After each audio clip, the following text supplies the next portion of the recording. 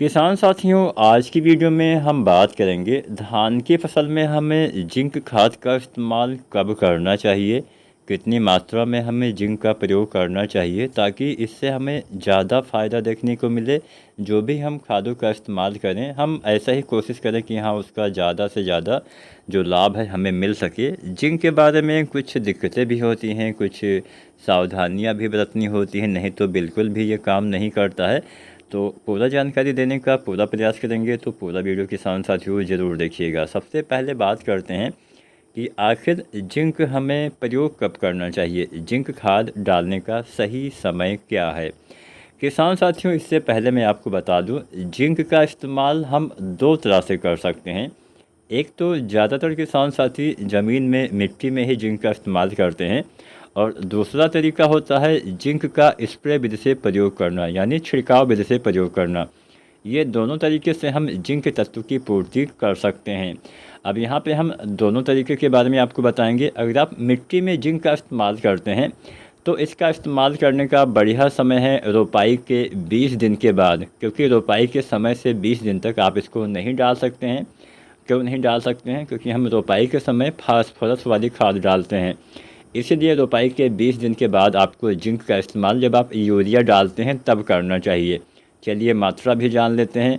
Zinc sulphate 33% वाली जो आती है, लगभग इसकी आपको मात्रा लेनी है 5 किलो से लेकर 7 किलो तक। या फिर जो जिंक सल्फेट आती है 21% वाली, लगभग 8 किलो से लेकर 10 किलो आपको जिंक लेना है। इसके साथ आपको लेना है यूरिया 30 से 40 किलो। अब ये दो चीज़ें 20 दिन के बाद, 20 से 30 दिन के बीच में आपको इस्तेमाल करना होता है। इस तरीके से भी आप जिंक की पूर्ति कर सकते हैं। अब बात करते हैं दूसरा तरीका क्या है। तो दूसरे तरीके में हम स्प्रे विधि का प्रयोग करते हैं, जो थोड़ा ज़्यादा कारगर है। जिंक का अगर आप मिट्टी में इस्तेमाल करते हैं तो बहुत सारी दिक्कतें हो सकती है। कई बार पीएच ज़्यादा होने से भी ये अघुलनशील हो जाती हैं, काम नहीं करती हैं।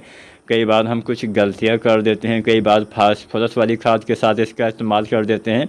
तो फास्फोरस वाली खाद के साथ इसका इस्तेमाल नहीं करना है, और ना ही ज़्यादा अगर पीएच है तो भी ये अघुलनशील हो जाएगा। तो इसीलिए जितने भी ये माइक्रोन्यूट्रिएंट्स होते हैं, इनका अगर आप स्प्रे विधि से प्रयोग करें तो ये ज़्यादा काम करते हैं। अगर आप जिंक का इस्तेमाल मिट्टी में करते हैं तो एक बार डालने से ही काम चल जाएगा। अब जिंक कहाँ पे काम नहीं करती है? किसान साथियों, उन खेतों में जिंक की ज़्यादा कमी देखी जाती है जहाँ पे पानी भराव वाली कंडीशन होती हैं, जहाँ पे लंबे समय तक पानी भरा रहता है, वहाँ पे जिंक की ज़्यादा कमी देखी जाती है। अब किसान साथियों, अब हम बात करते हैं कुछ गलतियां। जैसे कि मैंने बताया, रोपाई के समय आप नहीं डाल सकते हैं क्योंकि आप फास्फोरस वाली खाद डालते हैं। और ऐसा नहीं कि हाँ, रोपाई से पहले डाल सकते हैं। कम से कम 20 दिन का गैप, जब भी आप फास्फोरस वाली कोई भी खाद डालें, चाहे आप डीएपी, चाहे आप एनपीके कोई डालें, चाहे आप सिंगल सुपर फास्फेट डालें, तो कम से कम इन फास्फोरस और जिंक के बीच में 20 दिन का गैप होना चाहिए। इसलिए 20 दिन के बाद आप मिट्टी में जिंक डाल सकते हैं। अब बात करते हैं स्प्रे वाला तरीका, जो ज़्यादा कारगर है और इससे आपके पैसे की भी बचत होने वाली है। लेकिन हाँ, स्प्रे आपको 2-3 बार, कम से कम 3 बार करना चाहिए ताकि ज़्यादा फ़ायदा मिले। तो पहली बार स्प्रे कल्ले निकलते समय, दूसरी बार स्प्रे आपको करना है पौधे की बढ़वार वाली अवस्था में, और तीसरी बार बालियाँ निकलने से पहले इस्तेमाल करना चाहिए।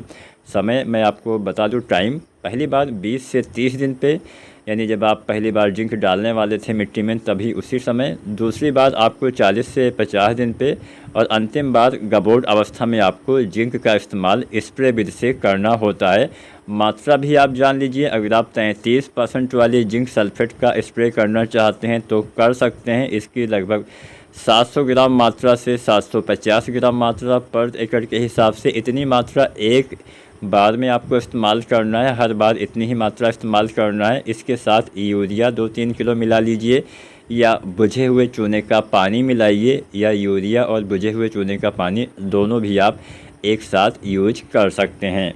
अब अगर हम 21% वाले जिंक की बात करें तो इसकी लगभग 1 किलो मात्रा आपको इस्तेमाल करना है। हर बार 1 ही किलो मात्रा इस्तेमाल करना है। इसके साथ भी यूरिया या बुझे हुए चूने का पानी। अब बुझे हुए चूने का पानी क्या होता है? मार्केट में जो बाज़ार में चूना मिलता है, जहाँ पे पेंट वगैरह की दुकानें होती हैं वहीं से आपको चूना लेके आना है।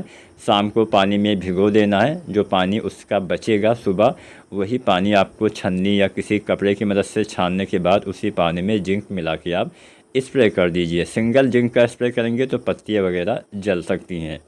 अब यहाँ पे हर बार इतना मात्रा डालना है, तो यहाँ पे पैसे की बचत कैसे होने वाली है।